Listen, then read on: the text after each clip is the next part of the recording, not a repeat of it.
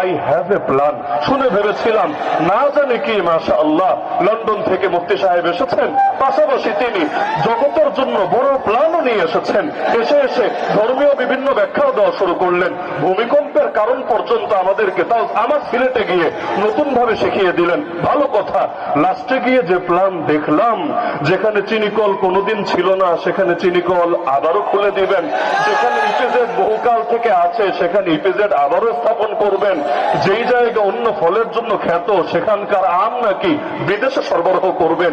এই যাদের শিক্ষা দীক্ষার অবস্থা, এই যাদের জ্ঞানের অবস্থা, তারা যদি আগামী দিন বাংলাদেশের নেতৃত্বে যায়, এই দেশটাকে যে কি করবে একমাত্র আল্লাহই ভালো জানেন, অন্য কেউ বলতে পারবে। সুতরাং আমার কথা হল, আল্লাহ রাসূল সাল্লাল্লাহু আলাইহি ওয়াসাল্লাম জানিয়ে গিয়েছেন, মুসলমান এক গর্তে দুইবার ছবল খায় না। লা ইউলদাগুল মুমিনু মিন জুহরিন ওয়াহিদিন মাররাতাইন। এমনকি আল্লাহ রাসূল বলেছেন, মুসলমানের বৈশিষ্ট্য, মুসলমান ধোঁকা দেয়ও না, মুসলমান ধোঁকা খায়ও না। বহু ধোঁকা খেয়েছি, বহু কিছু দেখেছি। 54 বছর একটার পর একটা, একটার পর একটা শুধু ধোঁকা খেতে থেকেছি। সুতরাং আর ধোঁকা খাওয়া যাবে না। সব দেখেছি বারবার, দাঁড়ি পাল্লাই বা